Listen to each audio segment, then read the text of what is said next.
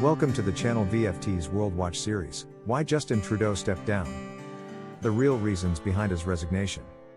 Recently, Prime Minister Justin Trudeau made the decision to step down, which wasn't really a surprise to many. Over the past few years, there's been growing speculation that this might happen, and with all the pressures building up from inside his party and the public, it seemed inevitable. When Trudeau first became Prime Minister in 2015, he inherited a budget surplus and brought a lot of hope for change. One of his biggest moves early on was his immigration policy, where he welcomed more refugees and skilled workers to Canada.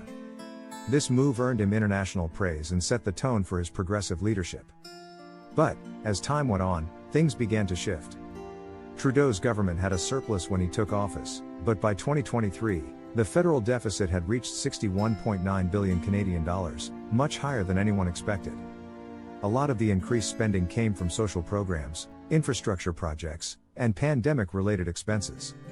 While some of this was seen as necessary, it put a strain on Canada's finances. Critics started to ask, where is this all leading? How sustainable is this spending? By 2024, the country was facing a pretty serious fiscal imbalance, and that raised concerns across the board. And then there was housing. This was another area where things didn't quite go as planned. Despite introducing measures like the First-Time Home Buyer Incentive, FBI, housing prices just kept soaring.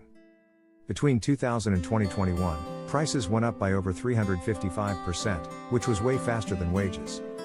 A lot of people were frustrated because, while there were some steps taken to help people buy homes, many felt these efforts didn't really tackle the root of the problem, like speculative buying or a lack of affordable housing supply. Trudeau also pushed forward with a few other major policies, like legalizing cannabis in 2018. Canada became the second country in the world to legalize marijuana, hoping to reduce the illegal market and bring in tax revenue.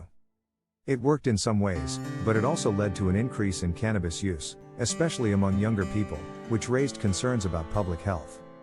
So, while it was a big achievement, the full effects of it are still being debated today. Another significant policy was the carbon tax. Trudeau introduced it to reduce Canada's greenhouse gas emissions, but this one also faced a lot of pushback. A report from the Parliamentary Budget Officer showed that many Canadian households actually ended up worse off because of it. The costs were not properly offset by rebates, and people in certain provinces felt like it was just another financial burden they had to bear. As time went on, Trudeau's leadership started to face more internal challenges. In 2019, he formed a coalition government with the NDP to push through key legislation, which was really important for the Liberals in maintaining their majority in Parliament. But over the years, tensions grew. The NDP started to get frustrated with Trudeau's economic policies, especially around housing and climate change. Then, in December 2024, Finance Minister Chrystia Freeland resigned, citing disagreements with the way the government was handling spending. This marked a turning point, showing just how strained the relationship between the Liberals and the NDP had become. Freeland's resignation hit Trudeau hard. It added to the growing pressure from within his own party. With public support slipping, Trudeau announced on January 6, 2025, that he would step down. He admitted that with all the internal dissent and the challenges ahead, it was time for a change. He knew that he couldn't continue leading effectively, especially with the next federal election looming. To make matters even more complicated, NDP leader Jagmeet Singh announced that he would be running against Trudeau in the upcoming election, which effectively ended the coalition between the Liberals and the NDP. With all these challenges, rising debt, housing issues, and a fractured alliance, it became clear that Trudeau's time in office had come to an end.